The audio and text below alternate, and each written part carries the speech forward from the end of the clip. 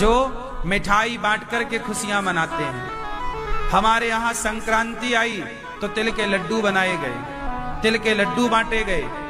कोई त्योहार आया, एक दूसरे को मिठाई बांट करके गले लगाया गया।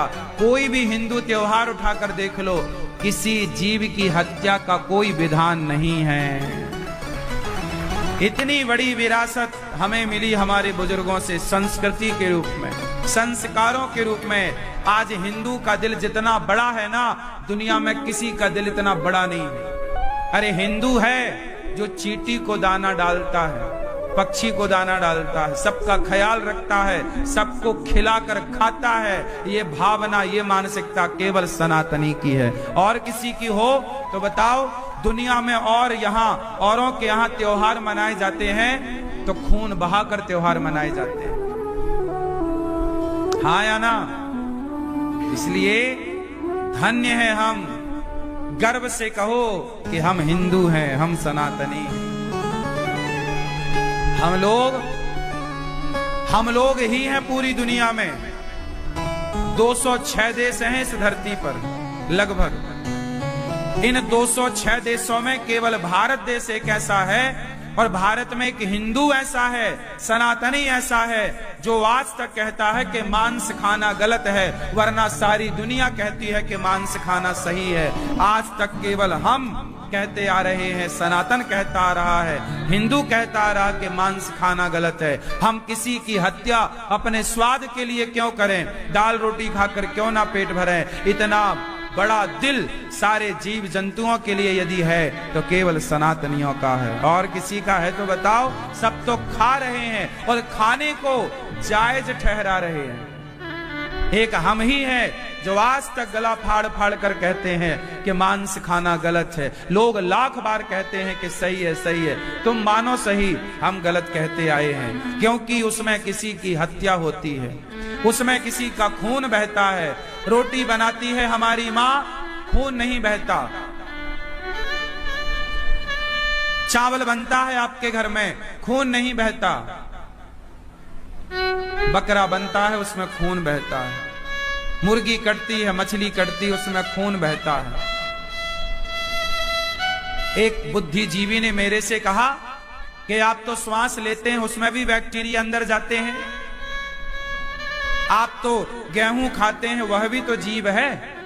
हमने कहा तुम हो गए हो मूर्ख, बुद्धि हो गई है भ्रष्ट।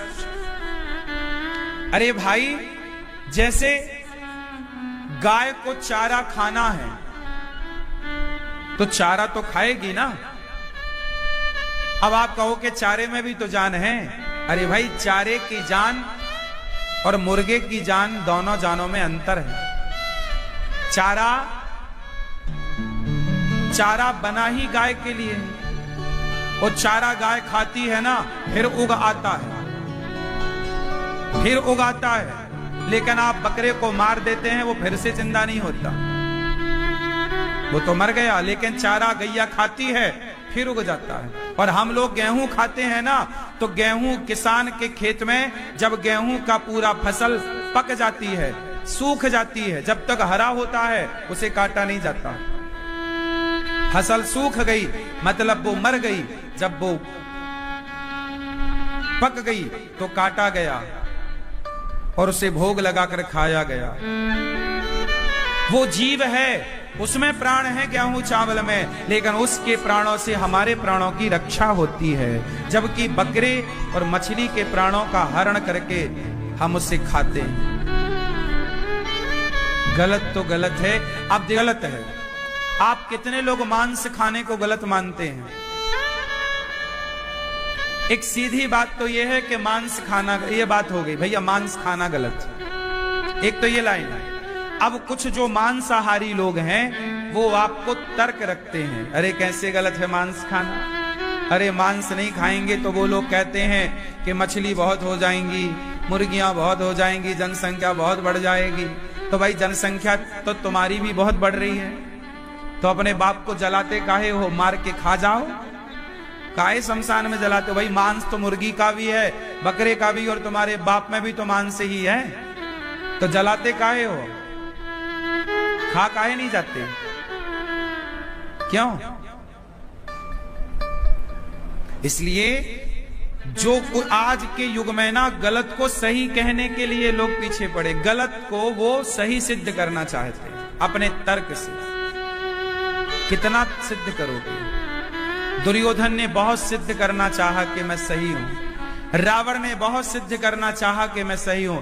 रावण को तो यही लगता था ना कि मैं सही हूं, राम ही गलत है।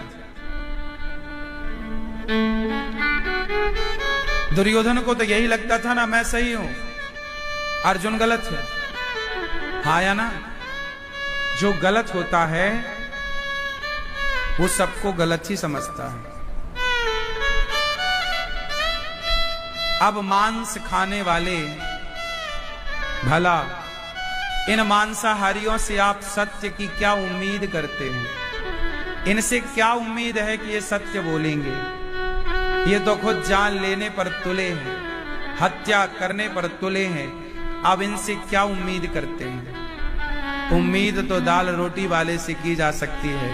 इसलिए हमें तो आपसे उम्मीद है कि दुनिया कितने भी अधर्म के राह पर चल पड़े, पर आप मत जाना, क्योंकि ये धरती कुछ आप जैसे भले लोगों के बल पर ही टिकी हुई।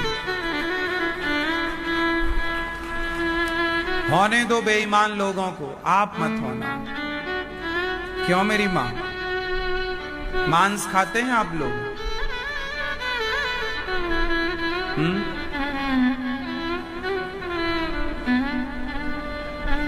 कल हम लोगों ने कथा में सुना कि परीक्षित जी को 7 दिन में मरने का श्राप लगा।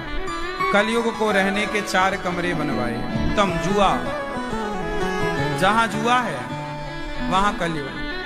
कलयुग है, जुआ मत खेलना, पानम शराब मत पीना, स्त्रियां पराई औरत के चक्कर में ना पड़ना। रावण पड़ा था, सर्वनाश हो गया। सोना, बेईमानी से कमाया हुआ धन मत इकट्ठा करना, ईमानदारी का। और मांसाहार मत करना, अपने स्वाद के लिए किसी की हत्या नहीं। हाँ या ना? राजा परीक्षित जी ने कहा, गुरुदेव मुझे 7 दिन में मरना है। सुखदेव भगवान से बोले परीक्षित जी हाथ जोड़कर, मुझे 7 दिन में मरना है, मैं क्या करूं बताओ आप।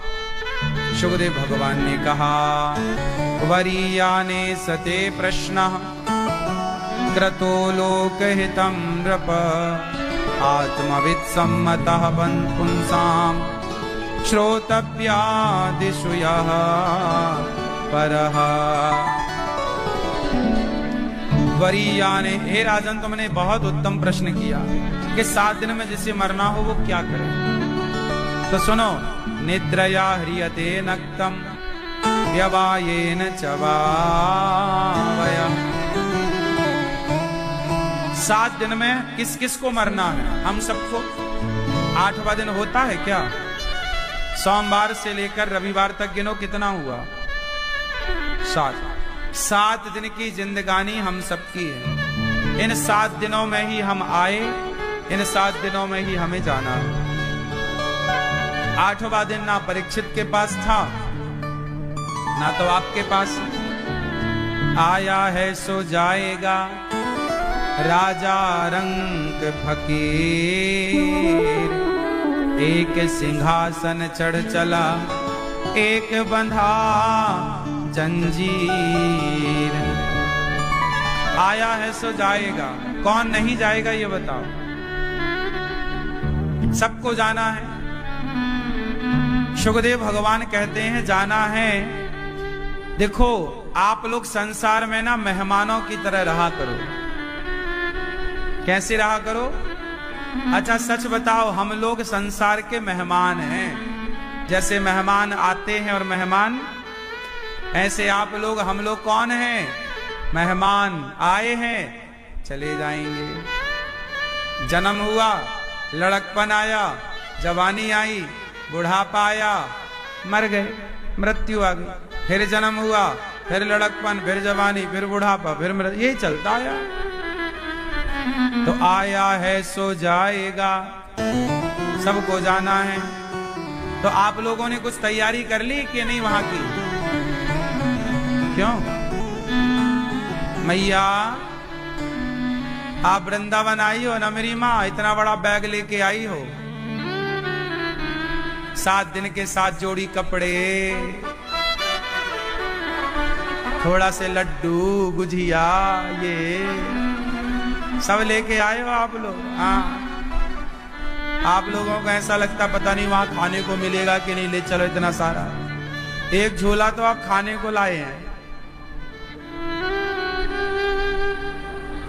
सोचो 7 दिन के लिए आए हो तो इतनी बड़ी व्यवस्था से आए हो, जहां सदा के लिए जाना है वहां के लिए कितने झोले लगेंगे, कितनी बड़ी व्यवस्था लगेगी। कुछ बनाए, बैग वैग तैयार हुआ कि नहीं वहां का? नहीं नहीं, कोई तैयारी नहीं है अभी, कर लो। यहां की तैयारियां हो गई, अब वहां की तैयारी में लगो। भाई इंसान हम कौन है? मेहमान हैं, मुसाफिर हैं, यात्री हैं। कृपया यात्रीगण ध्यान दें, आप सब यात्री हैं। आप सब कौन हैं? तुम तो ठहरे परदेसी, तुम कौन हो? साथ क्या निभाओगे? और सुबह पहली गाड़ी से, तो ये परदेसी हो आप सब लोग, नहीं हो? आप परदेसी, आपकी पत्नी परदेसी, आपके बच्चे परदेसी। अच्छा ये बताओ, ये बेटा है जो आपका, इस बेटे को आप इसके जन्म लेने के पहले से जानते थे आप लोग क्या? आप अपनी बेटी को पहले, जन्म के पहले जानते थे क्या, जब उसका जन्म नहीं हुआ था? अच्छा, आप अपनी पत्नी को शादी के पहले, शादी के 10 साल पहले जानते थे क्या? नहीं। तो ये सब को आपकी जिंदगी की यात्रा में आपको पत्नी मिली, पुत्र मिला, परिवार मिला, और ये सब क्या हुआ? यहीं मिले हैं और सब यहीं रह जाएंगे, नहीं रह जाएंगे। आप जब जाओगे तो अपनी पत्नी को संग ले जाओगे? हैं? आप अपने पति को साथ ले जाओगे? नहीं। मतलब ये सब लोग यहीं मिले हैं और यहीं के लिए हैं। यहां से आगे तो आपको अपनी यात्रा खुद अकेले करनी है। करनी कि नहीं? नहीं। मैया चला लो चुपके से मोबाइल, चला। अकेले आए हैं और अकेले जाएंगे। ये सब यात्री हैं, काहे नहीं समझते आप लोग इतनी सी बात? संसार में रहना बुरा नहीं है, रहो, पर संसार को अपना मत मानो। पत्नी के साथ रहो, अपना मत मानो। खुश रहो, हंसो, आनंद लो, एंजॉय करो। आसक्ति ना हो कि ये मेरी है, ये ईश्वर की संपत्ति है। आप खुद भी तो ईश्वर की प्रॉपर्टी हैं। आप कौन है? आप किसकी संपत्ति है? आप किसकी हो? अपने बेटे की हो कि अपने पति की हो कि अपने पिता की हो? किसकी हो? ये जो तुम्हारी आंखें हैं, ये तुम्हारे पिता ने दी हैं या तुम्हारी पत्नी ने? किसने? आंखें आपको किसने दी हैं? पिता ने दी, माँ ने दी, पत्नी ने, पति ने, किसने? आपका ये शरीर आपको किसने दिया? माँ ने, बाप ने, परिवार ने, डॉक्टर ने, पड़ोसी ने, किसने? ये शरीर देने वाला कौन? भगवान। तो हम किसकी संपत्ति हुए?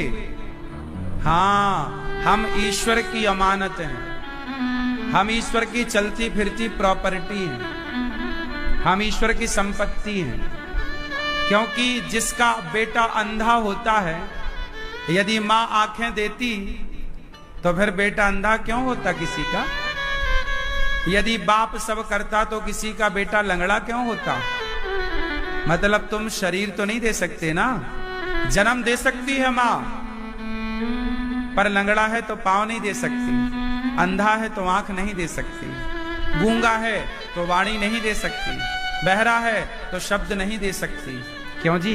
दे सकती है।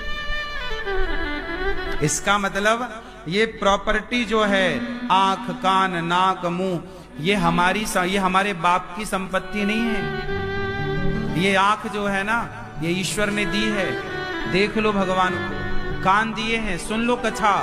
वाणी दी है, जप लो भगवान का नाम। ईश्वर की संपत्ति है, हम पर ईश्वर का अधिकार है। हम यहाँ कुछ दिनों के लिए आए हैं, 25, 50, 100 साल, काम पूरा हुआ, भगवान कहेंगे चलो आ जाओ, चलो चलो आ जाओ, आ गए चलो। लेकिन आप संसार से इस तरह अटैच हो जाते हैं कि आप बाद में मरते समय रोते, हम मरेंगे नहीं महाराज जी, बचा लो हमें, हम मरेंगे नहीं।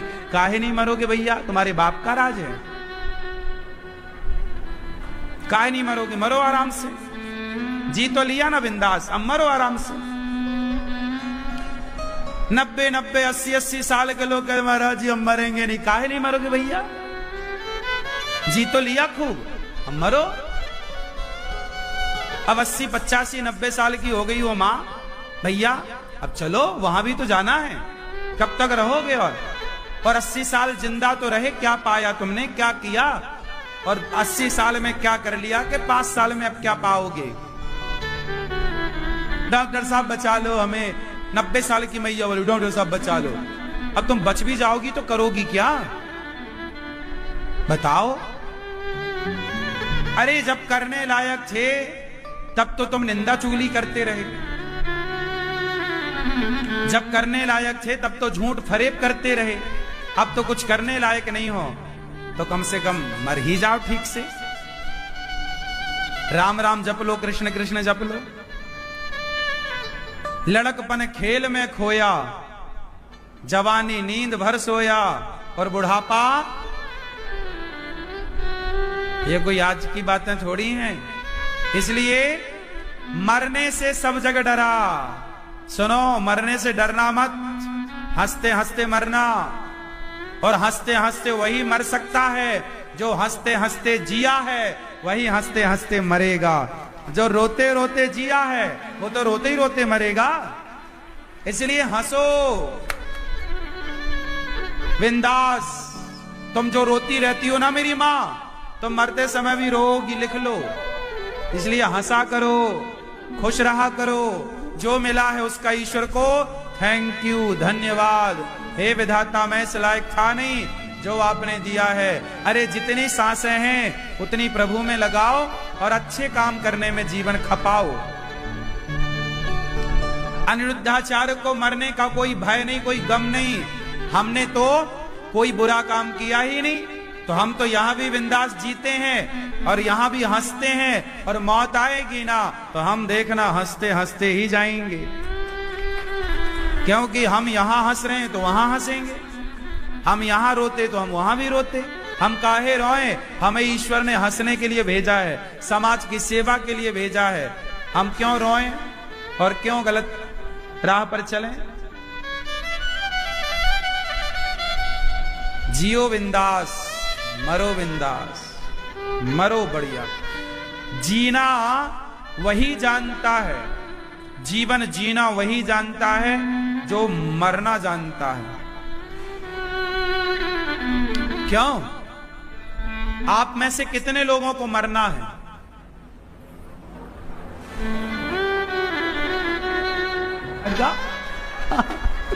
मरने से ये आदमी डरने लगा।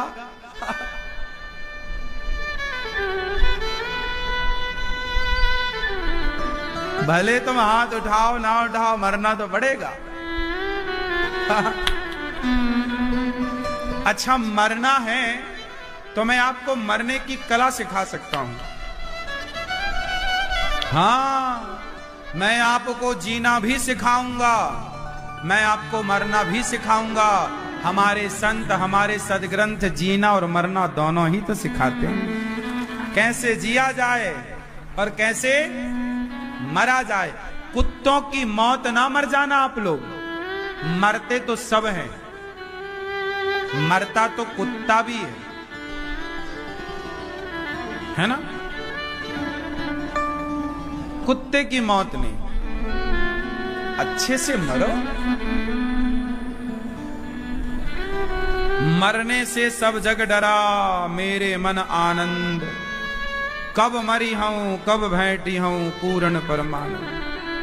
कैसे मरना चाहिए सुनो। एक पक्षी था, तोता, तोता मिट्ठू। एक दिन वो ना सत्संग में आ गया, कथा चल रही थी, तो पास में पेड़ लगा था, तो तोता भी बैठा पेड़ में और कथा सुनने लग गया। तो कथा में गुरुजी बता रहे थे। गुरुजी ने कहा कि सीताराम सीताराम जपोगे तो मुक्त हो जाओगे, सीताराम सीताराम जपोगे तो जोर से मुक्त हो जाओगे। ये बात तोते ने सुन ली।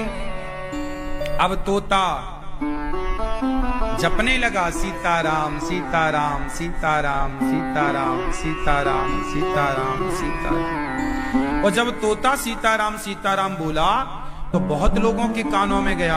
लोगों को लगा वाह ये तोता तो बहुत अच्छा है।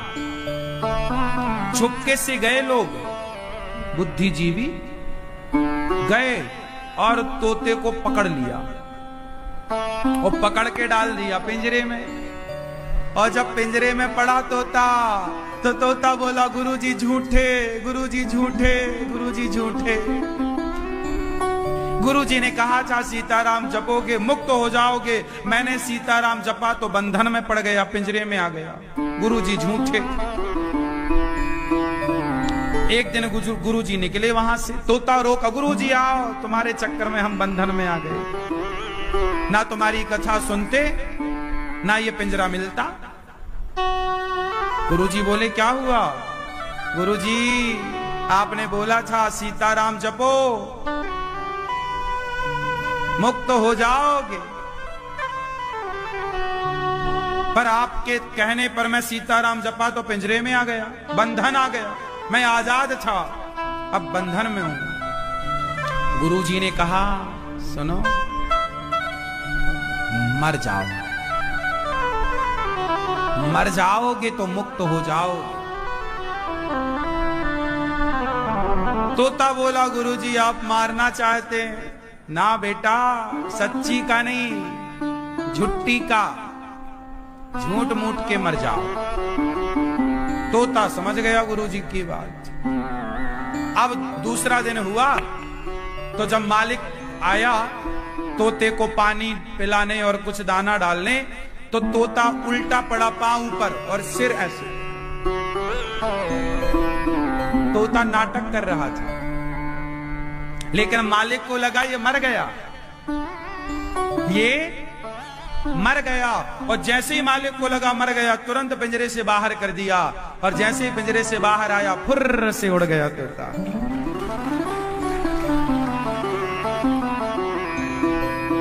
सीताराम जपोगे तो मुक्ति मिलेगी, पर कब? जगत के लिए मरना पड़ेगा, जगन्नाथ के लिए जीना पड़ेगा। भगवान को पाना है तो शर्त है, जगत के लिए मरना पड़ेगा। मर जाओ संसार के लिए, जिंदा रहो केवल गिरधर गोपाल के लिए। मीराबाई मर गई सास के लिए, मीराबाई मर गई ससुर के लिए, मीराबाई मर गई पति के लिए, मीराबाई मर गई समाज के लिए, मीराबाई मर गई पड़ोसियों के लिए, जमाने के लिए। जिंदा थी तो केवल मेरे तो गिरधर गोपाल, दूसरो ना। तो क्यों ना अभी मर जाएं संसार के लिए। एक बार जगत के लिए मर कर देखो और जगन्नाथ के लिए जिंदा रहकर देखो, मजा ना आए तो पैसे वापस।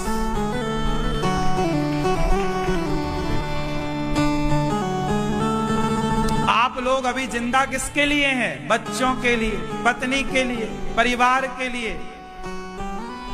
ये सब तुम्हें नोच नोच के खा जाएंगे। आप लोग कहते ना महाराज जी हम तो कब के मर गए होते, वो तो बच्चों के लिए जिंदा है। तुम जिंदा हो परिवार के लिए, तुम जिंदा हो जगत के लिए। अरे जगत के लिए जिंदा हो इसलिए रो रहे हो। जिस दिन जगन्नाथ के लिए जिंदा रहोगे उस दिन प्रभु क्या ना दे देंगे आपको। जरा मानसिकताएं तो बदलो। जरा विचार तो बदलो, जरा बदलाव की कोशिश तो करो। आप भी उस तोते की तरह, अब ये बूढ़ी मैया जितनी है 60 के बाद की, 50 के बाद की, तुम भैया काहे नहीं संसार के लिए मर जाते हो? अब जिंदा रहो तो केवल भगवान के लिए, समाज के लिए अब छोड़ो। अब तुम बुढ़ापे 90-90 साल के बुढ़े शादियां अटेंड कर रहे हैं, ये तुम्हारी शादी अटेंड करने की समय उम्र है कि राम राम जपने की है? अब व्यवहार से छोड़ो, हटाओ अपने आप, तो मरा हुआ साबित करो भैया, मर गए। अब हम जिंदा नहीं हैं, अब हम तुम्हारे काम के नहीं हैं। अब तो अपनी जितनी सांसें बची हैं, हर श्वास की रजिस्ट्री भगवान के नाम कर दो। हर श्वास में कृष्ण का अधिकार हो, श्वास श्वास में हरि भजो, वृथा श्वास मत खोए, ना जाने इस श्वास का आवन होए ना। गुलाबी मैया कहां चली मेरी मां? जा रही हो? टाटा कर लो। अच्छा, टाटा टाटा भी नहीं कर रही मैया, हम जा रहे हैं। सुनो, तो आज से हमें क्या सीखना है? 50 साल के बाद भगवान के मतलब के हो जाओ। 50 साल तक खूब जिम्मेदारियां पूरी करो, काम करो, लेकिन धीरे धीरे काम कब तक? धीरे धीरे काम करो, काम छोड़ो मत, ठीक है, पर सारा कुछ करते हुए एक समर्पण भगवान में बना रहे। जैसे आप काम किसके लिए करते हैं? पत्नी के लिए, पुत्र के लिए ना। अब पत्नी पुत्र के लिए नहीं करना, अब जो करना है भगवान के लिए। हे प्रभु, ये आपका परिवार, ये आपके भक्त हैं, मैं इनकी सेवा कर रहा हूं, इस भाव से, इस मानसिकता से, ठीक है?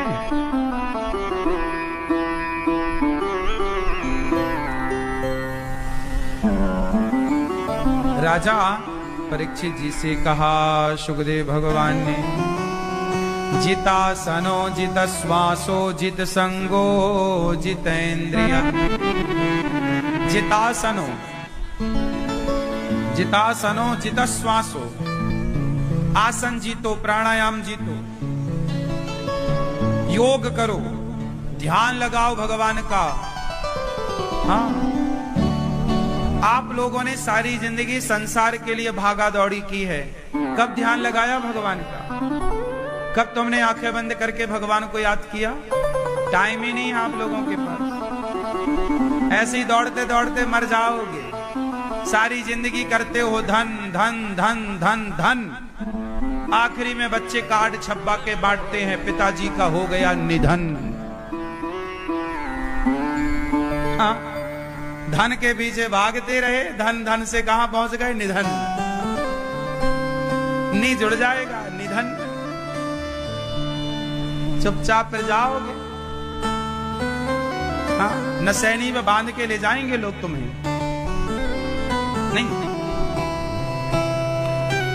एक दिन तो बंधना ही है, तो मरने के बाद तो बंध लेना ठीक से। अभी काहे बंधे हो? अभी तो मुक्त जियो।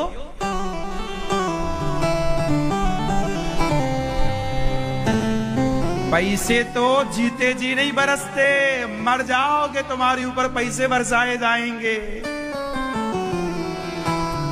हाँ या ना? जीते जी आदमी पैसे के लिए भागता है, और मर जाओगे उस दिन पैसे बरसेंगे। मुर्दे के ऊपर पैसे बरसाने की परंपरा है या नहीं? हाँ या ना? आप क्या बरसाते हैं भैया? भैया आप क्या मुर्दे के ऊपर पैसे बरसाते हैं ना? काहे बरसाते हैं? बोलो। आप चाहते हो हे लक्ष्मी माँ बरसो, हे भगवान ऐसी कृपा करो पैसे बरसने लग जाए। पैसे बरसाना चाहते हो तो मरना पड़ेगा। हाँ, क्योंकि मरने पर ही बरसता है। नहीं, लाई मखाना मुरमुरा ये सब मरने के बाद आदमी के ऊपर बरसाए जाते हैं, मुर्दे के ऊपर नहीं बरसाए जाते। बतासा अच्छा, मुर्दे के ऊपर ये लाई, मखाना, बतासा और ये मुरमुरा काहे बरसाते हैं? बताओ, काहे बरसाते हैं? ऐसे ही नहीं है, ऐसे ही नहीं है। हर चीज का हिंदू धर्म में कारण है सटीक। हर चीज का एक कारण है। कार्य हो रहा है तो कारण जरूर है। हर कार्य के पीछे कारण है, तुम्हें पता नहीं है वो अलग विषय है। क्यों पीलेदार? इसलिए बरसाते हैं लाई, मखाना, बतासा, मुरमुरा। ये चारों का स्वभाव एक सा है। ये चारों फूले होते हैं। बतासा फूला होता है, दबाव तो पिचक जाता है। मखाना फूला होता है, दबाव पिचक जाता है। लाई फूली होती है, मुरमुरा फूला, दबाव पिचक जाता है। ये चारों का स्वभाव एक सा है, फूले रहते हैं। बोलो हाँ। इसलिए मुर्दे के ऊपर बरसाकर दुनिया को मैसेज दिया जाता, देखो ये आदमी जब तक जिंदा था घमंड में फूला फूला घूमता था, आज मरा पड़ा पिचक गया लाई बतासे की तरह। तुम काहे फूले फूले घूम रहे हो? तुम इस घमंडी की तरह तुम ना फूले फूले घूमना, जैसे लाई बतासा पिचक गए बाद में, ऐसे तुम पिचक जाओगे। ये पिचक गया, सारा घमंड धरा रह गया, पड़ा है। नहीं, आदमी जब तक जिंदा है ना घमंड है, मर जाने के बाद सारा घमंड खत्म। चलो जाओ शमशान, चलो। कहां गए तुम्हारे गाड़ी, बंगले, कोठे? कहां गया तुम्हारा घमंड? इसलिए जिंदा हो ना, बिंदास प्यार मोहब्बत से रहो, प्रेम से रह लो। घमंड किस बात का? रावण का घमंड चला नहीं, तुम्हारा क्या चलेगा? तुम्हारे घर तो माटी के हैं, रावण के घर तो सोने के थे। इसलिए घमंड नहीं करना रे बाबा, है ना? ये लाई मखाना वही घमंड का प्रतीक है। फूला है ना, तू भी तो फूला ही था, पिचक गया, सारी अकड़ धरी रह गई। हाँ, पैसे बरसाए जाते हैं, क्यों? इसलिए कि जब तक ये जिंदा था पैसे के पीछे भागता था, पैसे के पीछे भाई भाई का रिश्ता बिगाड़ता, सबसे लड़ता, पत्नी से सबसे लड़ जाता पैसे के लिए। अब लोग बरसाते हैं, ले पैसे के लिए भागता था ना, तेरी छाती में पड़े हैं पैसे, तेरी हिम्मत है तो उठा के दिखा दे। पैसा काम ना आएगा, संबंध बड़े होते हैं पैसे से। रिश्ते हैं तो पैसा आ जाएगा। बताओ पैसा बड़ा है या संबंध, रिश्ते बड़े हैं? उत्तर दो, उत्तर दो। हाँ, अभी बांग्लादेश में कुछ हिंदुओं ने अपना सारा पैसा, बड़े बड़े शोरूम थे जिनके, करोड़ों की दौलत थी जिनकी, सब छोड़कर केवल अपने बच्चों को, अपनी पत्नी को, अपने परिवार को लेकर, अपने माँ बाप को लेकर भागे भारत की तरफ। कि जान है, प्राण बचेंगे तो दौलत फिर आ जाएगी। दौलत को लेके ना भागे वो। पाकिस्तान से जब भागे तो हिंदू और लोग जब भागे तो क्या अपने बच्चों को, अपनों को लेकर दौड़े। उस समय दौलत मायने नहीं रखती, प्राण मायने रखते हैं। आप ही धन हैं, आया ना? आपसे बढ़कर आपकी जायदाद नहीं है, आपसे बढ़कर आपकी दौलत नहीं है। आपका भाई, आपका परिवार सबसे बड़ी दौलत है, लेकिन तुम्हारा दिमाग खराब है, तुम दौलत के लिए रिश्ते खराब करते हो। आया ना? क्यों जी, बात सही है? रिश्ते बड़े हैं या पैसा? बांग्लादेश से लोग भागे तो क्या दौलत लेके भागे? बच्चों को लेके भागे। किसको लेके भागे? बच्चों को, परिवार को लेके भागे। परिवार है तो हम पेड़ की छांव में भी जीवन गुजार सकते हैं। परिवार ही नहीं है तो महलों में भी क्या सुकून मिलेगा? बोलो बोलो। हाँ,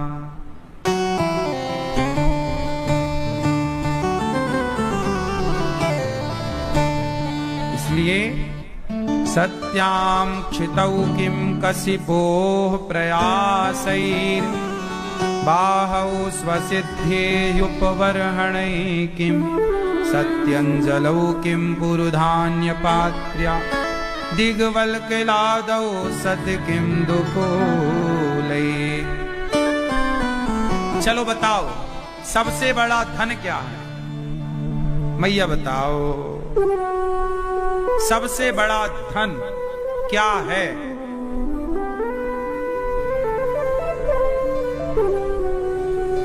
बोलो मेरी माँ। चलो बताओ आप बताओ सबसे बड़ा धन। हाँ, सबसे बड़ा धन होता है संतोष। जितना विधाता ने हमें दिया है वो हमारी औकात से ज्यादा है, बहुत संतोष। सुखदेव भगवान कह रहे हैं संतोष रखो। और अकामः सर्व कामो वा मोक्ष कामा उदारधी तीव्रेण भक्ति योगेन यजेत पुरुषं परम। जिसे लक्ष्मी चाहिए वो माया देवी की उपासना करे, तेज चाहिए अग्नि की उपासना करे। भगवान की उपासना करने के बाद फिर अलग अलग किसी की उपासना करने की आवश्यकता नहीं।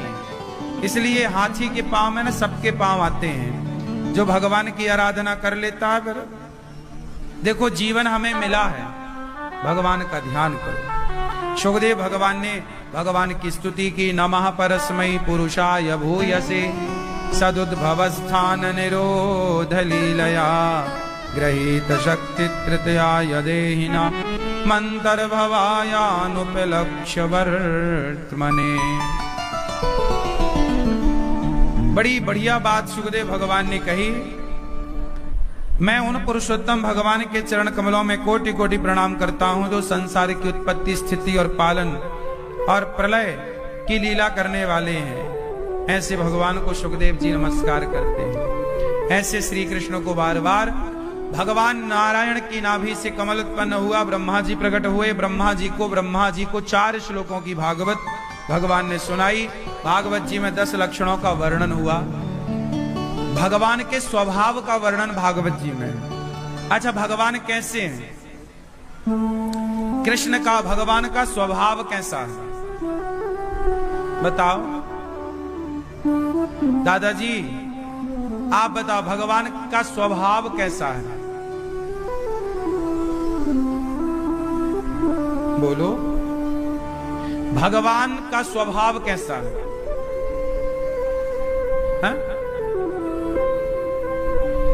दयालु हैं भगवान के? नहीं, भगवान ने दया करके क्या दिया?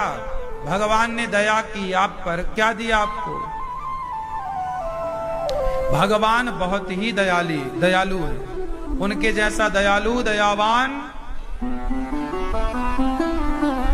एक बार भगवान शांति दूत बनकर गए। देखो भगवान की दयालुता देखना।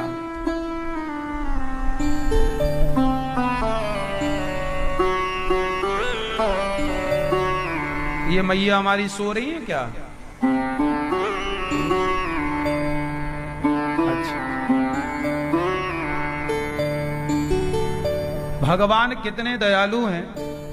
अब मैं आपको एक बात से समझाऊं, ध्यान से सुनना। मैया जा रही हो मेरी माँ, चश्मा वाली मैया? गुस्सा हो गई क्या? नहीं, तो पैटा बैठ जाओ। ध्यान से सुनना है। भगवान कितने दयालु हैं जरा सुनिएगा। एक बार भगवान शांति दूत बनकर गए। पहली बात तो यही दयालुता है। अच्छा ये बताओ, कोई धन्ना सेठ बड़ा आदमी क्या तुम्हारा कभी दूत बन सकता है? क्या तुम्हारा ड्राइवर बन सकता है? जगत के पालनहार हैं भगवान, लेकिन पांडवों की तरफ से वो दूत बन करके गए। क्या बनकर गए? पांडवों के शांति दूत बनकर गए। वो जगत के पालनहार हैं, पर पांडवों का, अर्जुन का रथ चलाया भगवान ने। हाँ, या सारथी बने। ऐसी दयालुता। भगवान कहते हैं कि मैं अपने भक्त के लिए ड्राइवर भी बनने को तैयार हूं। मेरा भक्त अर्जुन जैसा है तो मैं उसका ड्राइवर भी बनने को तैयार हूं। तुम्हें अर्जुन बनना है। शांति दूत बनकर गए। अच्छा, उस शांति का प्रस्ताव लेकर जब भगवान गए उस सभा में, तो वहां भगवान का अपमान भी हुआ, दुर्योधन ने किया। मतलब अपने भक्त के लिए अपमान भी सहते हैं भगवान, नहीं सहते। शांति दूत बनकर गए। और शांति दूत बनकर जब श्री कृष्ण गए तो पांडवों से क्या कहा? हे अर्जुन, हे दुर्योधन, पांडवों को 5 गांव दे दो, उनका अधिकार उन्हें दे दो। समझ जाओ तुम, पर दुर्योधन मानने को तैयार नहीं। ऐसा दुर्योधन। कहा भगवान ने कि दुर्योधन, वर्षों तक वन में घूम घूम बाधा विघ्नों को चूम चूम, सह धूप घाम पानी पत्थर, पांडव आए कुछ और निखर, सौभाग्य न सब दिन सोता है, देखें आगे क्या होता है। मैत्री की राह बताने को, सबको सुमार्ग पर लाने को, दुर्योधन को समझाने को, भीषण विध्वंस बचाने को भगवान हस्तिनापुर आए, शांति का संदेशा लाए। दो न्याय अगर तो आधा दो, इसमें भी यदि बाधा हो तो दे दो केवल 5 ग्राम, रखो अपनी धरती तमाम, हम वही खुशी से खाएंगे, परिजन पर असी न उठाएंगे। भगवान बोले दो न्याय अगर तो आधा दो, पर इसमें भी यदि बाधा हो तो दे दो केवल 5 गांव। भगवान ने कहा दुर्योधन, 2 न्याय पांडवों को, 2 न्याय अगर तो आधा दो, पूरा नहीं दे सकते तो आधा राज्य दे दो, नहीं तो दे दो केवल 5 ग्राम, रखो अपनी धरती तमाम, हम वहीं खुशी से खाएंगे, परिजन पर असी ना उठाएंगे। मतलब परिवार पर तलवार नहीं उठाएंगे। दुर्योधन वह भी दे ना सका, आशीष समाज का ले ना सका। दुर्योधन वह भी 5 गांव दे ना सका, आशीष समाज का ले ना सका। उल्टे हरि को बांधने चला, जो था असाध्य साधने चला। जब नाश मनुज पर छाता है, पहले विवेक मर जाता है। हरि ने भीषण हुंकार किया, अपना स्वरूप विस्तार किया, डगमग डगमग दिग्गज डोले। भगवान कुपित होकर बोले, जंजीर बढ़ाकर साध मुझे, हा दुर्योधन बांध मुझे। यह देख गगन मुझ में लय है, यह देख पवन मुझ में लय है, मुझ में विलीन झंकार सकल मुझ में लय है। संसार सकल अमृत भूलता है, मुझ में संघार झूलता है, मुझ में। भगवान को बांधने चला है। शांति दूत बनकर गए। 5 गांव मांगा, नहीं दिया। शांति दूत बने हैं भगवान। मैं केवल ये बता रहा हूं कि देखो भगवान कितने बड़े हैं, पर कितने से बनकर गए। दूत कितना होता है? दूत की क्या, दूत बन के गए। नौकर, दूत कौन होता है? मालिक का। बोलो। तो आज भगवान नौकर बन के गए, दूत बनकर गए। किसके लिए? भक्त के लिए। भगवान कहते हैं कि तुम मेरे हो तो मैं तुम्हारे लिए तुम्हारा नौकर भी बनूंगा और तुम्हारे लिए फिर तुम्हारा ड्राइवर भी बन जाऊंगा, तुम्हें जिताऊंगा मैं। भगवान अपने भक्त का नमे भक्त्या प्रणश्यति, मेरे भक्त का मैं पतन नहीं होने दूंगा। भगवान खुद अपने भक्त की रक्षा करते हैं। योगक्षेमम वहाम्य, हमारा सारा कार्य भगवान ही करते हैं, हम कुछ नहीं करते। हम तो भगवान के भरोसे आनंद से आनंद करते हैं, सारा काम भगवान करते हैं।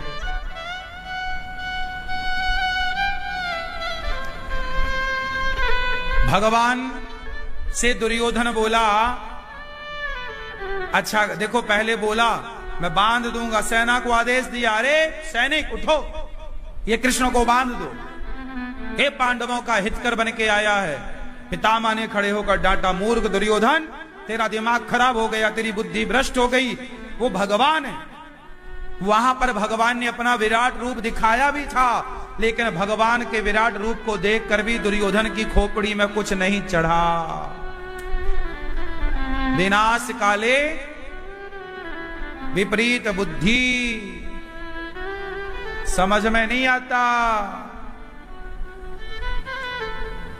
भगवान को समझ नहीं पाया दुर्योधन। अपमान पे अपमान, अपमान पे अपमान करता गया, करता गया, बहुत अपमान किया दुर्योधन ने। बाद में बोला, मेरी मैया ने 56 भोग बनाए, कन्हैया जरा चलो 56 भोग खाओ। भगवान बोले, कोई हम तेरे टुकड़ों के भूखे हैं क्या?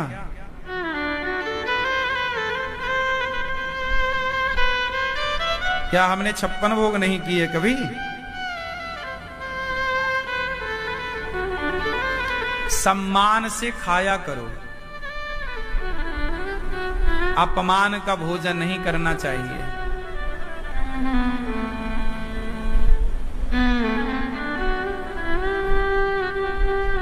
सम्मान, भगवान ने कहा, दुर्योधन मैं तेरे घर नहीं खा सकता, तेरे हृदय में यदि मेरे प्रति प्रेम होता तो मैं जरूर खाता।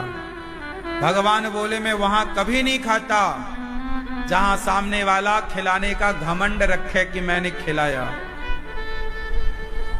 जहां खिलाने वाला खिलाने का घमंड रखे, उस अन्न को मैं स्वीकार नहीं करता। भगवान ने दुर्योधन के 56 भोग त्याग दिए और विदुरानी के घर गए। काकी बड़ी भूख लगी है, एक खिला रहा है तो खा नहीं रहे, और दूसरे के घर जाकर मांग रहे हैं, माँ बड़ी भूख लगी है, काकी कुछ खाने को दे दे। काकी बोली, अभी तो कुछ नहीं है, साग पक रही है कन्हैया। तो मैया गई और बगीचे से फल केला तोड़ कर लाई, और वो भाव में ऐसी डूब गई काकी कि वो उसे पता ही नहीं चला कि छिलके कहाँ हैं और फल कहाँ है। छिलका छीलती, केला का फल फेंकती और छिलका कृष्ण को देती, और भगवान उनके प्रेम में डूबकर छिलकों का भोग लगाते हैं। ये भगवान है। न जाने कौन से गुण पर दया निधि रीझ जाते, यही सदग्रंथ कहते हैं, यही हरिभक्त गाते हैं। नहीं स्वीकार करते, नहीं स्वीकार करते वो निमंत्रण दुर्योधन का, नहीं स्वीकार करते वो निमंत्रण दुर्योधन का, विदुर के घर पहुंचकर भोग छिलकों का लगाते हैं। न जाने कौन से गुण पर दया निधि रीझ जाते, बड़े दयावान हैं भगवान। काकी भगवान को छिलका, अच्छा बेचारी उस काकी की भी तो गलती नहीं थी, विदुरानी की, वो तो भाव में डूब गई। पता नहीं चला ना उसे कि वो मैं छिलका खिला रही हूं कि केला खिला रही हूं। वो तो कन्हैया के प्रेम में बेहवल हो गई, बह गई, और वो बेचारी छिलका देती गई। और धन्य है भगवान के एक बार नहीं कहा कि काकी जी कोई छिलका भी खाता है क्या? नहीं, एक बार नहीं बोला और उनके छिलकों को खाया। ये देखो भगवान की दयालुता। तुम भगवान को 56 भोग लगाते हो, यदि इस घमंड से लगाते हो कि मैं लगा रही हूं, मैं लगा रहा हूं, तुम्हारे इस घमंड को स्वीकार नहीं करेंगे। यदि प्रेम है तो प्रेम के तुम झूठे बेर खवाओगे ना, छिलके खिलाओगे ना। खड़ा चावल, सुदामा ने क्या चावल दिए, मुट्ठी भर चिवड़ा दिया। भगवान, भाव का भूखा हूं मैं, भाव ही एक सार है, और भाव से भजले मुझे तो भव से बेड़ा पार है। भावग्राही जनार्दना। भगवान ये नहीं देखते कि आप कितने धनवान हैं, आप कितने अमीर हो, कितने गरीब हो, आपकी जाति क्या है, आपका धर्म क्या है। भगवान ये कुछ नहीं देखते। भगवान तो सिर्फ ये देखते हैं कि आपके अंदर भगवान के प्रति भाव और प्रेम कितना है। वो प्रेम है तो तुम्हारी हर चीज स्वीकार है, और प्रेम नहीं है तो कहां स्वीकार है? प्रेम है तो प्रेम से एक पुष्प चढ़ा दो, स्वीकार है। पत्रम पुष्पम फलम तोयम, एक पत्ता चढ़ा दो, एक पुष्प चढ़ा दो, एक आंसू चढ़ा दो, एक बूंद जल चढ़ा दो। प्रेम है तो मैं आपकी बासी रोटी खा सकता हूं। और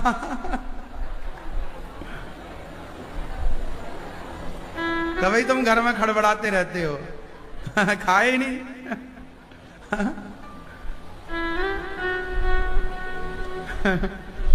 तो जो श्रवण कुमार की पत्नी है, वो दूध में चावल डालकर खीर बनाती है पति के लिए, और छाछ में चावल और नमक डालकर खट्टी वाली महेरी बनाती है सास ससुर के लिए।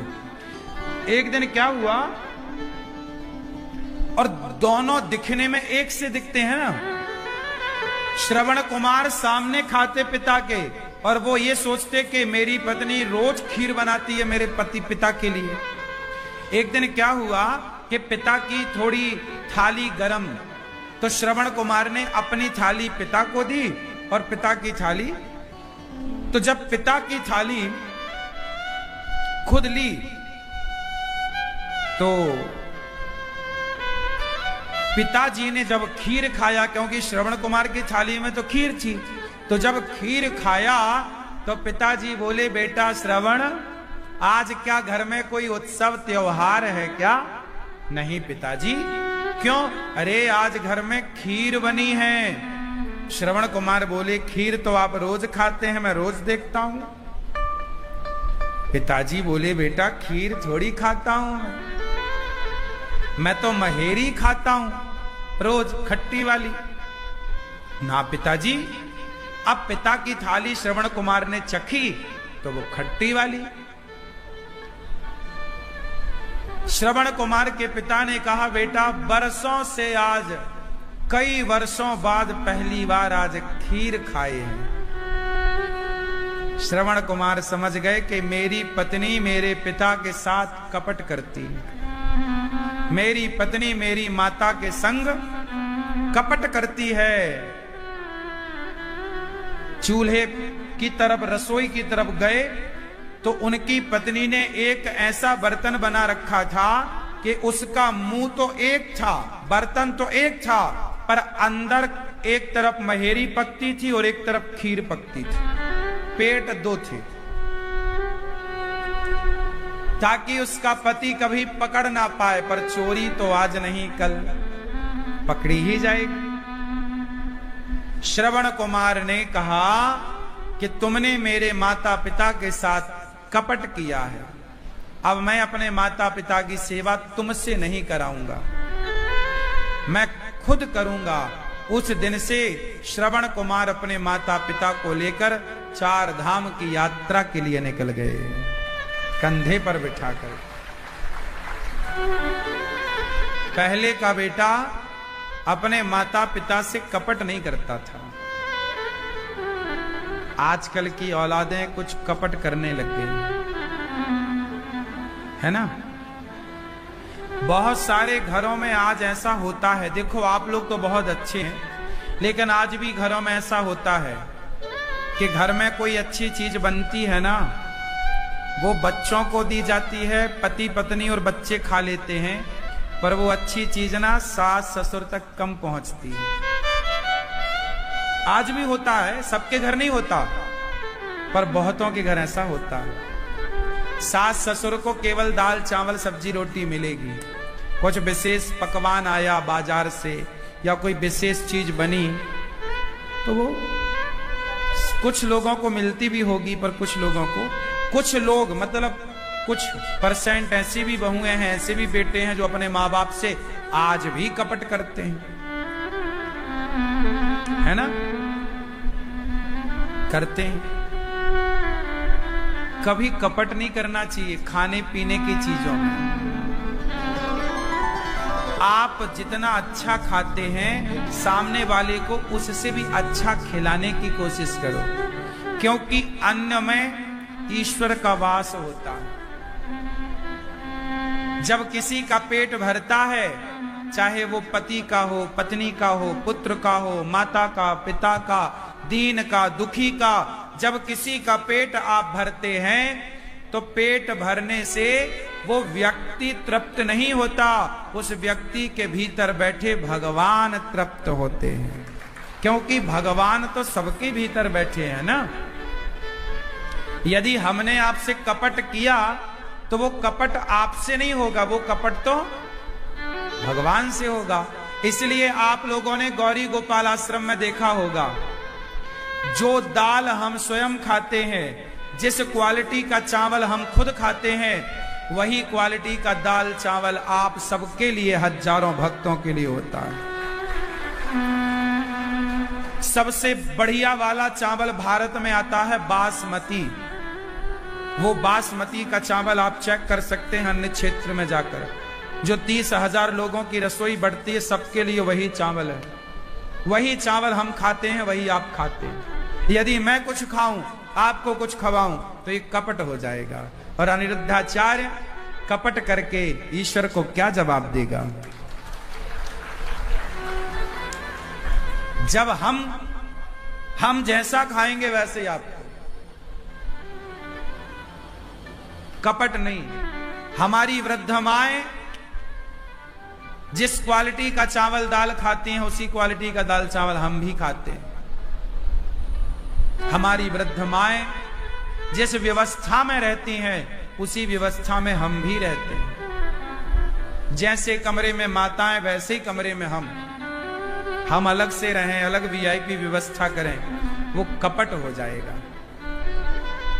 और मैं कपट का कलंक नहीं लगा सकता।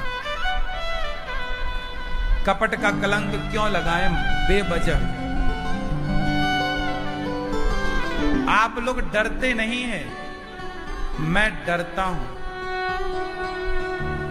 झूठ बोलने से, कपट करने से, छल करने से, क्योंकि मुझे जवाब देना है। जा करके हिसाब किताब होगा मेरा।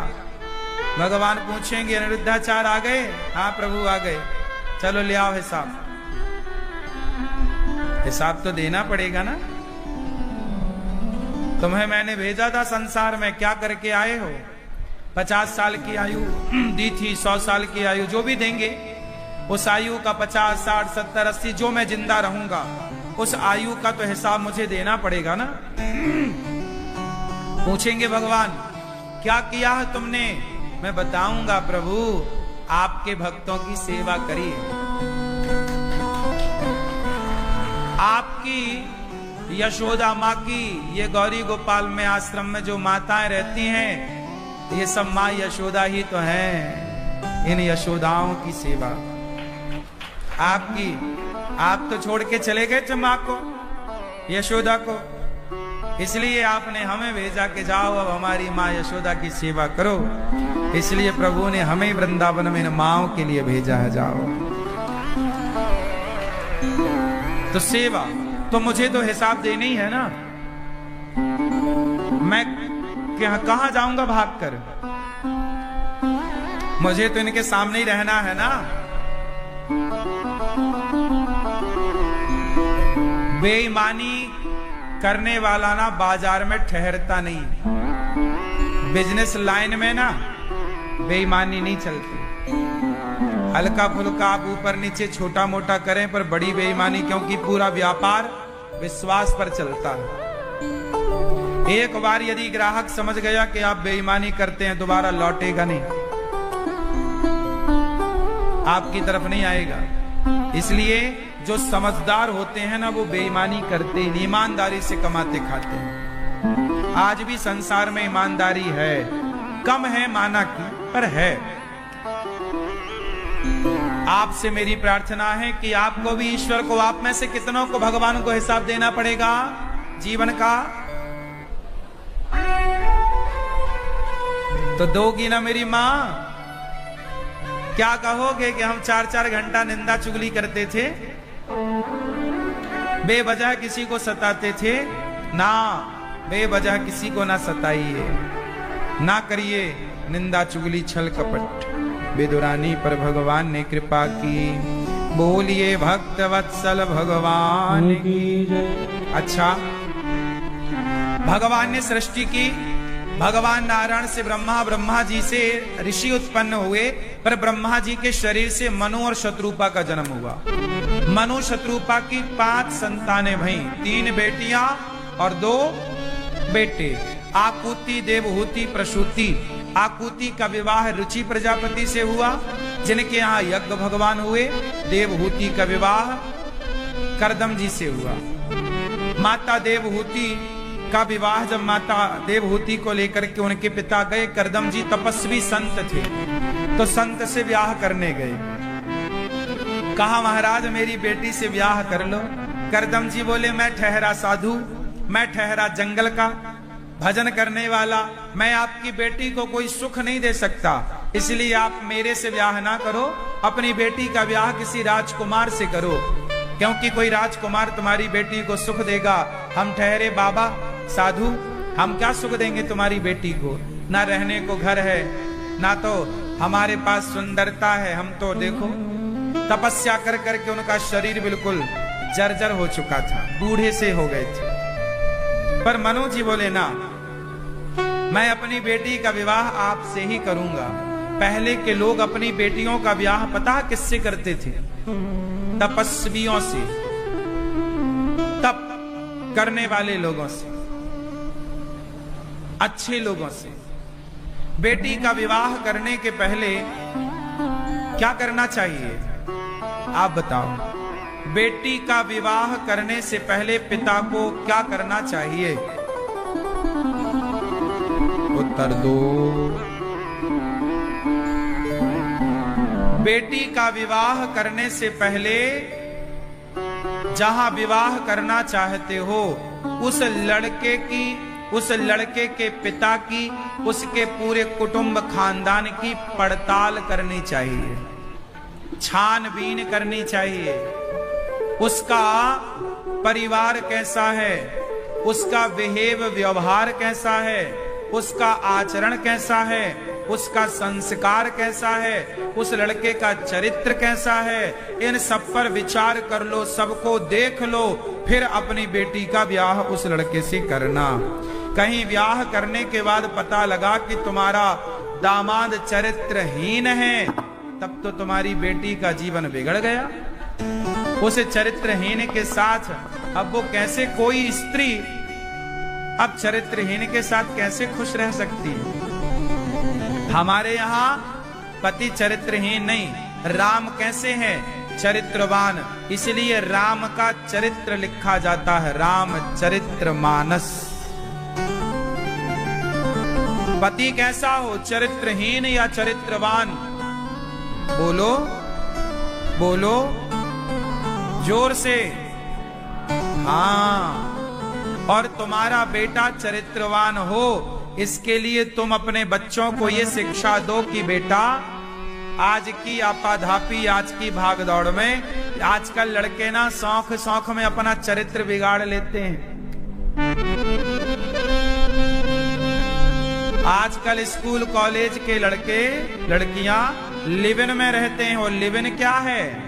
किसी लड़की के संग, किसी लड़के के संग आप रहेंगे तो आपका चरित्र कैसे पवित्र रह सकता है? मोमबत्ती को आग के पास ले जाओ और मोमबत्ती को शर्त रख दो कि पिघलना मत।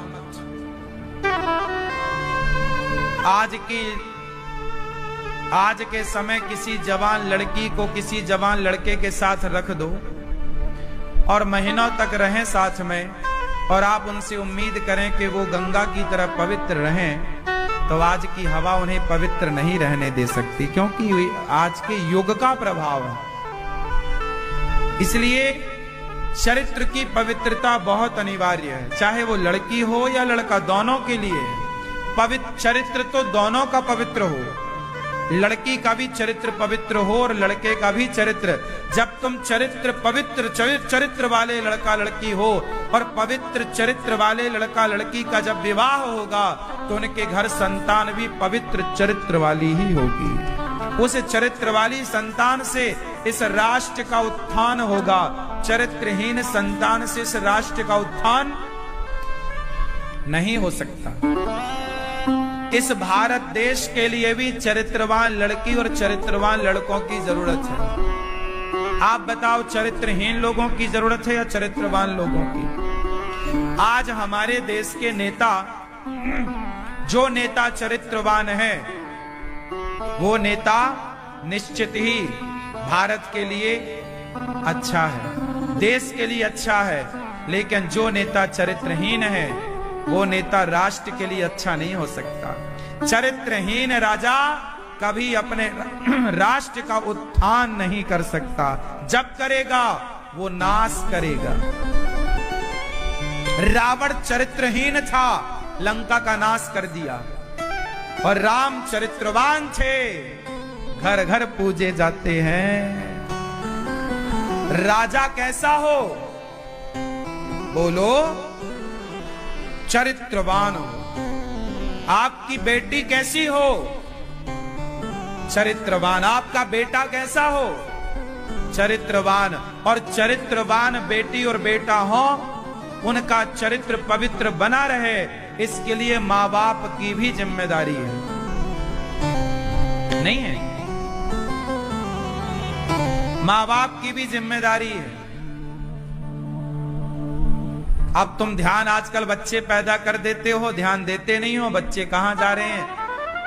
बड़े बड़े शहरों में जाकर देखो, बंबई में जाकर देखो, शाम को 5 बजे समुद्र के किनारे हजारों लड़का लड़की मधुमक्खी की तरह उलझे रहते हैं। ये वही लड़के हैं जो पढ़ने आए हैं, माँ बाप ने डिग्री लेने भेजे हैं, ये कर रहे हैं पीएचडी इसमें, प्यार व्यार में। इनका आई लव यू में पीएचडी चल रही है। ये आई लव यू खेल रहे हैं, हाँ या ना? और इतने बेशर्म हो गए हैं आज के कुछ लोग कि खुलेआम गलत काम करते हैं। उन्हें परवाह नहीं कि समाज देख रहे हैं, लोग देख रहे हैं, चिपके रहते हैं। इतना मतलब शर्म खत्म हो गई है। आदमी हो गया है बेशर्म, नहीं हो गया? क्यों? पहले लोगों में क्या थी? क्या थी? पहले क्या थी लोगों में? शर्म थी, और शर्म होनी भी चाहिए।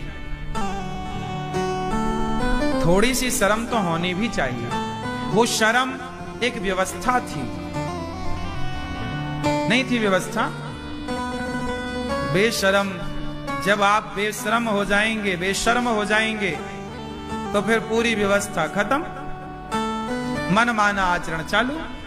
सूर्पनखा के अंदर शर्म थी या बेशर्म थी? बोलो, बेशर्म थी। कोई भी पुरुष दिख जाए आई लव यू कह देती थी सूर्पनखा। राम जी से कहती है तुम बहुत सुंदर हो, हमसे ब्याह कर लो। राम जी बोले नहीं करेंगे। लक्ष्मण जी से बात करो, तो लक्ष्मण जी से चली गई बात करने, लक्ष्मण तुम भी कम सुंदर नहीं हो, कर लो। मतलब कोई भी पुरुष उसे सुंदर दिख जाए तो कहती है आई लव यू। और राम जी ने पूछा कि तुम्हारा ब्याह हो गया क्या? नहीं, मैं तो कुंवारी हूं, जबकि शादीशुदा थी। कसम, मर चुका है, शादीशुदा है। सूर्पनखा, पति का नाम है विद्युत जिह्वा, मर चुका है, रावण ने मार दिया था, फिर भी इस कुंवारी बनी घूमती है। आजकल सूर्पनखा की तरह कुछ लोग शादीशुदा होने पर भी कुंवारों की तरह दिखते हैं। आजकल हमारी कुछ माताएं बहनें ऐसी हैं, कुछ शादी के बाद मांग ही नहीं भरती, शादी के बाद चूड़ी ही नहीं पहनती। और जो मांग ना भरे शादी के बाद, चूड़ी ना पहने, वो कौन है? सूर्पनखा ही ऐसी थी।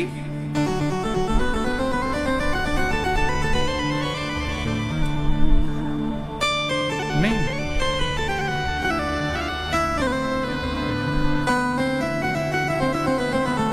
सूर्पनखा को शर्म आती थी ये बताने में कि शादी हो गई।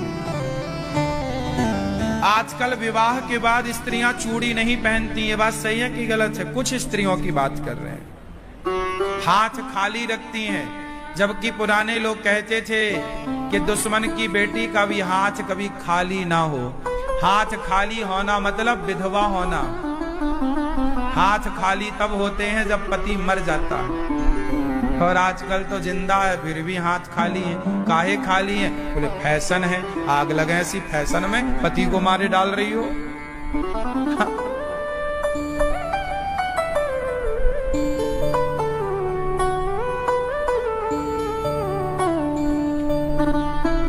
हाँ, देख तेरे संसार की हालत क्या हो गई भगवान, कितना बदल गया इंसान।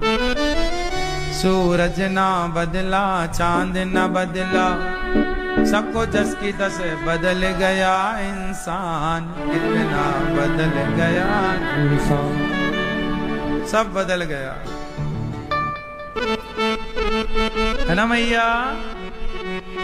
सही है ना? हाँ। तो बेटी का ब्याह करने के पहले क्या क्या करना है आज से आप लोगों को? बोलो। पड़ताल पूरी जान छानबीन कर लो, और बेटियों को बताओ बेटा हम तुम्हारी भलाई के लिए कर रहे हैं। आजकल की लड़कियां बोलती हैं हमको चुन लेंगे अपने लिए। आपको चुनने की जरूरत नहीं है, तो अपने लिए बिल्कुल गोबर ढूंढ के ले आती हैं। इन्हें अक्ल ही नहीं है ना कि हमारे लिए कौन सा जीवन साथी सही है। अरे जीवन साथी चुनना कोई सामान्य बात है क्या? लड़की अपने लिए बढ़िया जीवन साथी कम लड़कियां हैं जो बेस्ट जीवन साथी चुन सके। जीवन साथी चुनने का अभी आपको अनुभव नहीं है, अभी उम्र कम है। इस उम्र में, ये उम्र धीरे धीरे कुछ चीजें ना समय के साथ अनुभव जब तक नहीं होगा चीजों का, संसार जब तक नहीं देखोगे, संसार की उलझन जब तक नहीं देखोगे, तब तक कुछ चीजें समझ नहीं आती। कई लड़के पहले अच्छे दिखते हैं। आजकल तो बहुत सारे मुसलमान भी तिलक लगाकर हिंदुओं का नाम रख के घूमते हैं। लड़कियों को प्यार हो जाता है, प्यार हो गया, शादी कर ली, बाद में पता चला कि ये तो अब्दुल है, ये तो राम सिंह बना घूमता था, अब्दुल है। उस लड़की को ले गया हनीमून मनाने विदेश, और 15 लाखों को क्या लगा, हम तो अपने लिए जीवन साथी ढूंढ लिए, अच्छा है। नहीं, तुम्हारे चक्कर में, तुम्हारी इस गलती से ना जाने कितनी लड़कियां बिक गईं। हाँ या ना? लव जिहाद के चक्कर में पड़ गईं। इसी के चक्कर में एक मूवी बनी है, द केरला फाइल्स। द केरली नाम है ना, the Kerala story, the Kerala story. ये पिक्चर बनी है, पूरी बातें उसमें बताई गई। अब बताओ, और ये लड़कियां क्या बोलती हैं कि हम बहुत समझदार हैं। तो समझदार हो तो लव जिहाद के शिकार बन गई कि नहीं? समझदार थी तो लव जिहाद के चक्कर में क्यों फंस गई? मतलब तुम समझदार नहीं थी, तुम्हारे माँ बाप ही समझदार हैं। वो जो तुम्हारे लिए जीवन साथी ढूंढेंगे वो बहुत अच्छा ढूंढेंगे, उसमें से तुम पसंद कर लेना। सुनो, लड़की के पिता को बोल रहा हूं, जितने बाप बैठे हैं ध्यान से सुनो। तुम अपनी लड़कियों के लिए 10 लड़के, अच्छे खानदान, अच्छे कुटुंब के, अच्छे परिवार के 10 लड़के चुनो। वो 10 लड़के अपनी लड़की के सामने रखो, और उन 10 में से लड़की से कहो बेटा चुन लो। इन 10 में से तुम्हें जो पसंद आए, जो पसंद आए उससे बातचीत कराओ। उसके लड़की और लड़के को दोनों को बिठाओ, मिलाओ। आज का समय यही है कि एक दूसरे की राजी मर्जी होनी चाहिए। तो 10 लड़के का ऑप्शन रखो ना।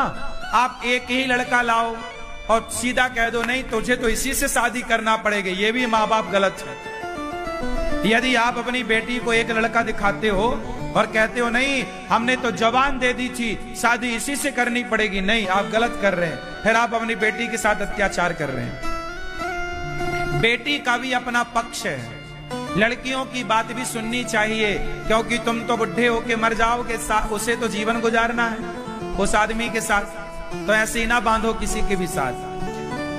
लड़का चरित्रवान हो, कमाने वाला हो, परिवार की नारी जात की इज्जत करने वाला हो, अच्छा हो, संस्कारी हो, कुटुंबी हो, परिवार से जुड़ा हो, उसकी भी अपनी बहनें हो। जिस लड़के की बहन होती है ना, वो नारी का सम्मान करता भी है। जिसकी बहनें नहीं होती ना, वो, क्योंकि बचपन से हर मां को चाहिए कि आप अपने बेटे को नारी का सम्मान करना सिखाओ। अपने बेटे को 2 थप्पड़ मारो। क्यों? तो बहन का सम्मान क्यों नहीं करता? जब वो बहन का सम्मान करेगा, जब वो माँ का सम्मान करेगा, तब वो पत्नी का भी सम्मान करेगा। जिसने बहन का, माँ का, चाची का, ताई का सम्मान नहीं किया, वो अपनी पत्नी का सम्मान कर ही नहीं सकता। इसलिए लड़कों के अंदर एक लक्षण होने चाहिए, नारी का सम्मान करने वाला हो, नारी की इज्जत करने वाला हो, नारी की भावनाओं को समझने वाला हो, ऐसा लड़का हो। और ऐसा लड़का कौन तैयार कर सकता है? उस लड़के की माँ ही अपने बेटे को नारी भक्त बना सकती है। स्त्री भक्त मतलब स्त्री 4 रूपों में होती है। स्त्री भक्त का मतलब लुगाई का भक्त नहीं, स्त्री भक्त मतलब माँ का भक्त, क्योंकि माँ स्त्री है। और सुनो, माँ, जितनी तुम माँ बैठी हो ना, तुम्हें बोल रहा हूं, तुम्हारा बेटा यदि नारी का सम्मान नहीं करता तो तुम माताएं ही जिम्मेदार हैं, तुम ही जिम्मेदार हो। तुमने अपनी औलाद को नारी का इज्जत सम्मान करना नहीं सिखाया।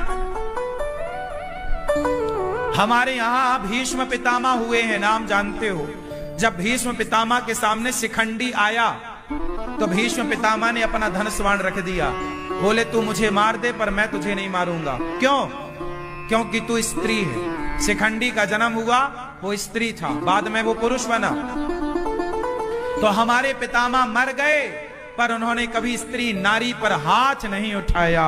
ये हमारे देश में नारियों का सम्मान है। पुरुष मर, पितामह जैसे लोग जिन्हें कौन मार सकता था, लेकिन स्त्री के देखते ही धनुष बाण रख दिया। ये नारी का सम्मान। और तुम अपनी लुगाई को मारते हो, गालों में थप्पड़, और कहते हो मैं मर्द हूं। तुम मर्द होते ना तो नारी को ना मारते, नारी का सम्मान करते। तुम ना मर्द हो इसलिए नारी को मारते हो। नालायक हो तुम एक नंबर के, जो पत्नी पे हाथ उठाते हो, स्त्री जात पर हाथ उठाते हो, स्त्री पर हाथ उठा करके तुम मर्द कहते हो अपने आप को। काय बात के मर्द हो, नारी पे अत्याचार कर रहे हो। नारी की भावना तुम समझे नहीं तो काय बात के मर्द हो। नारी का सम्मान तुम करते नहीं तो किस बात के मर्द हो। अरे तुम जैसे मर्दों के लिए उसी स्त्री ने दर्द सहा था। यदि उस मां ने दर्द ना सहा होता प्रसव का तो तुम मर्द कहलाने के योग्य ना होते। आज तुम मर्द हो तो मां के दर्द के वजह से मर्द हो, हाँ या ना? तो आप में से कितने पुरुष अपनी अपनी पत्नियों को मारते हैं?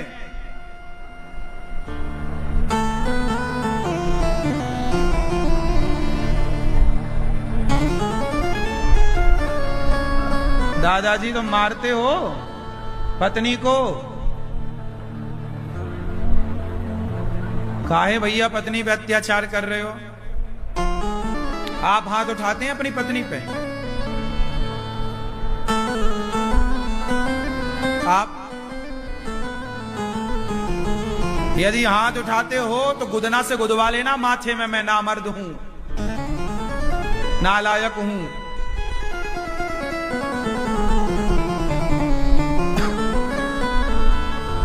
क्यों दादाजी? स्त्री पे हाथ उठाना चाहिए?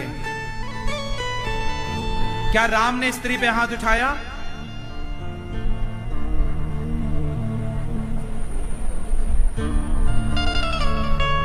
हमारे राम ने ताड़का को मारा। अब ताड़का स्त्री थी, अब आप कहो कि राम ने तो ताड़का को मारा, कैसे मारा? राम ने एक ही बाण प्राण हरि लीन्हा। राम जी ने ताड़का को कोई तलवार से नहीं मारा, राम जी ने तो ताड़का को देखकर मुस्कुरा दिए, मर गई ताड़का राम की मुस्कान पे। और वो ताड़का यज्ञ नहीं होने देती थी, वो ताड़का यज्ञ नहीं होने देती थी। विश्वामित्र जी का यज्ञ कुंड में लाके मांस डाल देती थी, यज्ञ में विध्वंस पैदा करती थी, वो अविद्या का प्रतीक थी। तो राम ने उस अविद्या को मारा है ना। राम जी ने सदा नारी का सम्मान किया है। पत्थर बनी नारी, उस पत्थर बनी नारी का उद्धार राम जी ने ही तो किया है। पत्थर से पुनः उसके स्वरूप को प्रदान करने वाले राम ही तो हैं। इसलिए आप अपनी धर्म पत्नी को नहीं मारना, तो गलत है, हाथ उठाना गलत है।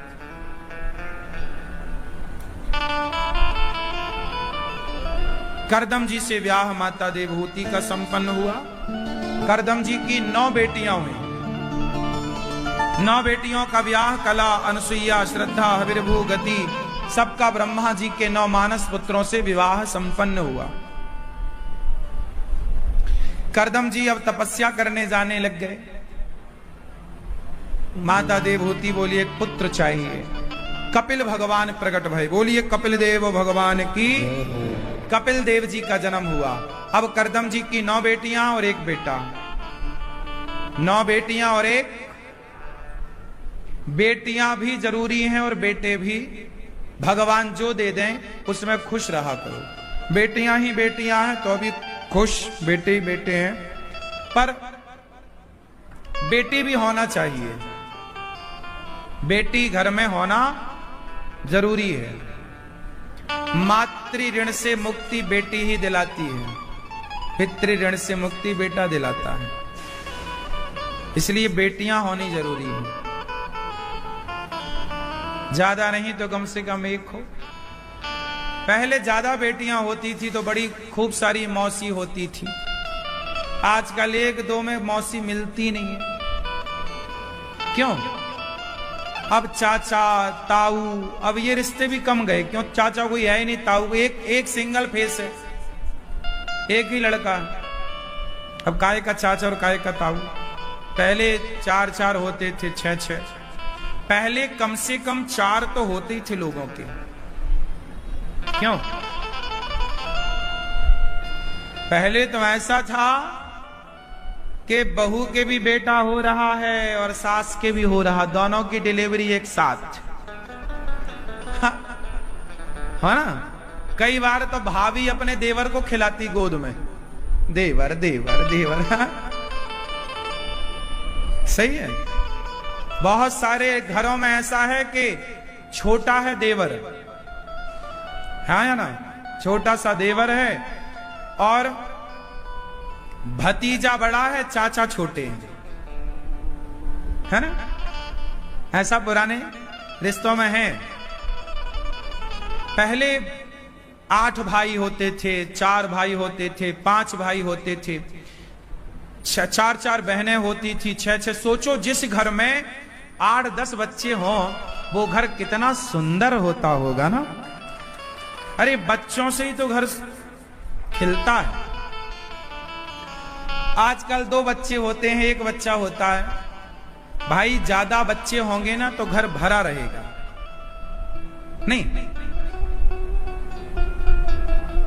तो आप लोगों को चाहिए कि कम से कम 5 का फॉर्मूला तो पालन करो। 5 पांडव तो हो, 3 छोरा हो, 2 छोरियां हो।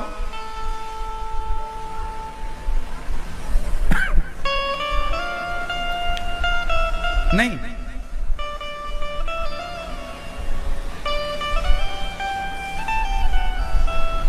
पहले के लोग आशीर्वाद देते थे। कोई स्त्री प्रणाम करे गुरु जी को तो गुरुजन आशीर्वाद देते थे तुम्हारे 10-10 पुत्र हों। पुत्रवती हो, एक बेटे की मां नहीं, दो बेटे की मां नहीं, 10-10 पुत्रों की मां। पहले के लोग ज्यादा बच्चे पैदा इसलिए भी करते थे कि एक बेटा यदि माँ बाप की सेवा कर रहा है तो दूसरा खेती किसानी, तो तीसरा राष्ट्र की सेवा में, तो चौथा साधु बन जा भैया तू हमारा सबका उद्धार कर देना भजन करके। तो एक आध साधु के लिए छोड़ते थे। अब एक ही है तो वो एक ही उद्दंड है। पहले 4 होते थे ना तो भाव नहीं बढ़ते थे बच्चों के। अब उन्हें भी लगता हम तो एक हैं, माँ को दबाए रहते हैं बाप को, तुम बोलना मत ज्यादा, हम एक ही हैं। पहले 4 होते थे तो माँ जमा दे, ले थप्पड़ मारी एक गाल में। 4 थे, ऑप्शन 4 थे ना, तो पहले ज्यादा बच्चे होते थे। 9 बेटियां हुई करदम जी की, 10वां पुत्र श्री कपिल भगवान हुए। करदम जी ने पत्नी से कहा, देवी अब हमारा काम पूरा हुआ, अब हमें आज्ञा दो, हम चले। गृहस्थी कितने वर्ष की होती है? उत्तर दो। गृहस्थाश्रम कितने साल का मैया बताएंगे? हा? आप बताओ मैया कितने साल का गृहस्थाश्रम? लाल मैया, ए नकल करने वाली मैया बताओ। बैठे बैठे, अरे खड़ी ना हो मेरी माँ। 50 साल गृहस्थाश्रम। आप बताओ गृहस्थ आश्रम कितने साल का? कितने आश्रम होते हैं? कितने? 4 आश्रम, ब्रह्मचर्य, गृहस्थ, वानप्रस्थ और सन्यास। पत्नी और पति के साथ कितने साल रहे? अधिक से अधिक 25 साल। 50 साल की उम्र तक तुम गृहस्थ में रहो। अब 50 साल की उम्र होते होते तुम्हारे बच्चे बड़े हो चुके होंगे, शादी ब्याह के योग्य हो चुके होंगे। बेटी और बेटों का विवाह कर दो और आप दोनों पति पत्नी अब भोगों से मन हटाओ और भगवान के चरणों में मन लगाओ। ये गृहस्थ है। हर चीज की एक उम्र है, टाइम है। कब तक उलझे रहोगे जगत में? बेटी का ब्याह करो, बेटों का ब्याह करो और फ्री हो जाओ। बच्चों को जिम्मेदारी दे दो, कमाओ खाओ बेटा। तुम बाप बन के ना बोझा गधों की तरह ना उठाते रहना, बच्चों को जिम्मेदार बनाओ। जाओ बेटे कमाओ, हम थोड़ी कमाते रहेंगे सारी जिंदगी। अब भजन करो, अब ये उम्र भजन करने की है। चिंतन करो भगवान का। क्यों? अब तुम बुढ़ापे में भी कमा रहे हो, तुम्हारे बेटे घर में बैठे खटिया तोड़ रहे हैं और तुम कमा रहे हो। गलत बात है। बच्चे कमाएं और तुम घर में घर का ध्यान रखो और बच्चों को संस्कार दो, पोता पोतियों को, और भगवान की आराधना करो। योग अभ्यास करते रहना। बिस्तर पर बैठने का मतलब ये नहीं कि बीमार पड़ जाओ। योग करो, थोड़ा कसरत करो, दौड़ो फिरो, कुछ काम करते रहो, पर ठीक है बड़ी जिम्मेदारी बच्चा तू संभाल, ताकि वो भी मजबूत बने। आजकल के माँ बाप गलती क्या करते हैं कि अपने बच्चों को पढ़ाते लिखाते तो हैं, पर काम धंधा करना सिखाते नहीं, घर की जिम्मेदारी देते नहीं है, तो उन्हें पता ही नहीं चलता कि नमक क्या भाव चल रहा है, आलू क्या भाव चल रहा है और आटा क्या भाव चल रहा है। अरे बाजार भेजो बच्चों को, जा बेटा आटा खरीद के ले आ, तब वो रोटी की कीमत समझेगा कि भाई साहब ये आटा क्या रुपए चल रहा है बाजार में, नमक क्या भाव चल रहा है। और बेटों से बोलो बेटा जाओ 1 महीना घर तुम चलाओ, 1 महीने घर का खर्चा तुम चलाओ, तुम लाओ दाल रोटी चावल साग सब्जी लाओ, जाओ कमाओ और तुम्हारे पैसे से खर्चा चलेगा घर का। सबका तेल साबुन तुम करोगे, सबकी दाल रोटी की सुविधा। ऐसे में क्या होगा? बच्चे पढ़ के आए, डिग्री लिए घूम तो रहे हैं, पर रियल जिंदगी जीने का अनुभव कहां है उन्हें? घर कैसे चलाते हैं बच्चों को पता ही नहीं, क्योंकि माँ बाप ने कभी जिम्मेदारी दी नहीं। क्यों नहीं दी? हम जब 16-17 साल के थे, 17 साल की उम्र से हमें घर की रोटी और घर में नमक है कि नहीं, रोटी है कि नहीं, चावल है कि नहीं, इसके लिए हमें कमाना था। 17 साल की उम्र से हम परिवार की सेवा कर रहे हैं। दाल रोटी, घर में चूल्हा जलेगा, कमाएंगे तो चूल्हा जलेगा, नहीं कमाएंगे तो नहीं जलेगा। ये स्थिति थी हमारी। भीख मांग के लाओ, कमा के लाओ, कैसे भी लाओ, लाना पड़ेगा, तब चूल्हा जलेगा, वरना गुजारा नहीं था। तो 17 साल की आयु से हमें परिवार की जिम्मेदारी मिली, तो कमाने लग गए, काम करने लग गए। काम करने लग गए तो पता चला कि रोटी की कीमत क्या होती है। तुम्हारी तरह बाप के टुकड़ों पर पलते रहते ना, तो हम भी तुम्हारी तरह ही होते। बाप लोगों की ज्यादा सुविधाओं में मत रहो। जो माँ बाप अपने बच्चों को ज्यादा ऐशो आराम देते हैं ना, वो माँ बाप अपने बच्चों को अपाहिज ही कर रहे हैं, इससे ज्यादा कुछ नहीं। हाँ या ना? बच्चों को जिम्मेदार बनाओ ना, सौंप दो काम, भैया जाओ कमाओ। सही है कि गलत है? देखो कि क्या पढ़ के आया है, कितना कमा सकता है। नौकरी के भरोसे क्यों रहो तुम? नौकरियां पैदा करो ना। पढ़ के आए हो ना, कोई अनपढ़ तो नहीं हो। पढ़े लिखे हो तो नौकर काहे बनते हो? मालिक भी तो बन सकते हो। नौकर ही क्यों बनना है तुम्हें?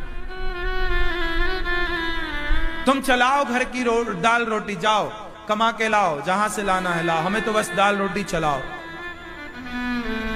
क्यों? बस वही बच्चे सफल हैं जो घर की जिम्मेदारी उठाने लग जाएं, जो माँ बाप का बोझ कम कर दें और माँ बाप की जिम्मेदारी अपने कंधे पर ले लें, वही बच्चे सफल हैं। चाहे उनके पास डिग्रियां हो या ना हो। आपके पास बहुत डिग्रियां हैं पर माँ बाप का बोझ तो कम किया नहीं, तो डिग्रियों का हम क्या आचार रखेंगे? क्यों? माँ बाप का बोझ कम कर दिया आपने, माँ बाप की जिम्मेदारी उठा ली आपने, परिवार की सेवा में आप लग गए, तो आप ठीक हैं। मैं सफल उसे मानता हूं, मैं उसे सफल मानता हूं जो अपने बच्चों की फीस अपनी कमाई से भरता हो और जो अपने पैसों से अपने लिए एक घर बनवाए। जो बेटा, जो बेटी अपने पैसों से एक छोटा सा घर खरीद ले, मैं कहता हूं कि वो बेटा बेटी सफल है जिसने अपने पैसों को बचाकर एक अपने लिए घर खरीदा है। आपने यदि एक घर खरीद लिया, आपने अपने लिए बिजनेस खड़ा कर लिया, आपने अपने लिए दुकान तैयार कर ली, आपने अपना व्यापार खड़ा कर लिया, आप बहुत सफल व्यक्ति हैं। आपने घर बना लिया। आज के युग में जानते हो, एक घर बना लेना बहुत बड़ी बात है। ये बात सही है कि गलत है? एक घर बना लेना आज के जमाने बहुत बड़ी बात है। 30 लाख रुपए से कम का कोई घर ही नहीं मिल रहा। क्यों?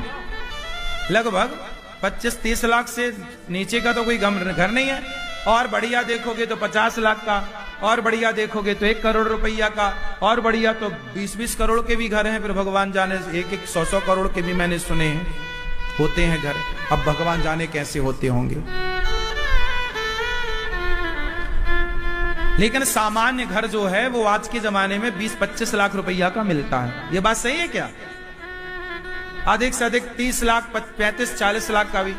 अब तो मुझे लगता है कि 25 लाख रुपया के भी घर नहीं मिल रहे हैं। 35-40 से नीचे का घर नहीं है। क्यों?